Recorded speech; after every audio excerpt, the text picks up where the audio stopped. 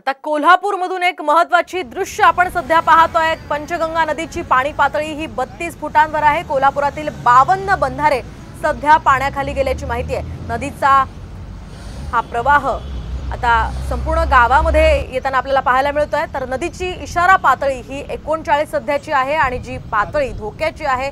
साधारणतः 43 पर्यंत जर ही पातळी गेली तर अति धोकादायक परिस्थिती सध्या कोल्हापूरमध्ये उद्भवू शकते। त्यामुळे प्रशासनाने आता सतर्कता बाळगणं गरजेचं आहे। या सगळ्या पार्श्वभूमीवर आपण अधिकची माहिती जाणून घेऊयात आमचे प्रतिनिधी रणजित माजगावकर यांच्याकडून। रणजित, काय सांगाल? सध्या पंचगंगा नदीची पाणी पातळी अगदी धोक्याच्या इशाऱ्याच्या जवळपासच आहे।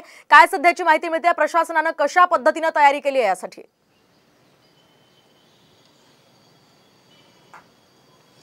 गेली 15 दिवस कोल्हापूर जिल्ह्यातल्या विविध तालुक्यांमध्ये मुसळधार पाऊस पडतोय। शहर परिसर वगळता इतर ठिकाणी जो पाऊस चालू आहे, या पावसाचा परिणाम पंचगंगा नदी आता दुथडी भरून वाहतीये। आपण ही दृश्य बघतो। पंचगंगा नदी सध्या पात्राच्या बाहेर पडलेली आहे, ती पात्राच्या बाहेरून वाहते। जिल्ह्यातले 52 बंधारे पाण्याखाली आहेत। काही ठिकाणी पडझड सुद्धा झाल्याचं आपल्याला पाहायला मिळतं। सध्या पंचगंगेची नदी पातळी जी आहे ही 32 फुटांवर आहे।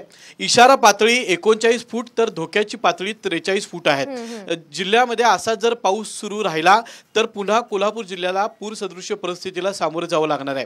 त्यामुळे जिल्हा प्रशासनाने सर्व नागरिकांना सूचना दिलेल्या आहेत की संध्याकाळच्या वेळी पावसाच्या वेळी नदीकाठच्या परिसरात फिरू नका, अशा पद्धतीच्या सूचना देण्यात आलेल्या आहेत।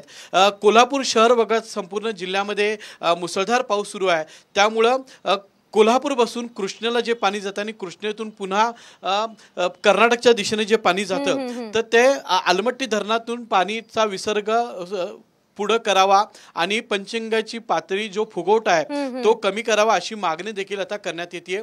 त्या पद्धतीने आता प्रशासन सुद्धा अलर्ट मोडवर आलेलं आहे। त्यामुळे पावसाचा जोर जर असाच राहिला तर परिस्थिती बदलू शकते। त्यामुळे प्रशासन सध्या अलर्ट मोडवर असल्याचं आपल्याला अगदी रणजित, या संदर्भातले सगळे अपडेट्स तुमच्याकडनं जाणून घेत राहणार आहोत। त्यामुळे 2019 ची परिस्थिती यंदा उद्भवू नये अशीच आपण आशा करूयात। धन्यवाद दिलेल्या या सविस्तर माहितीसाठी।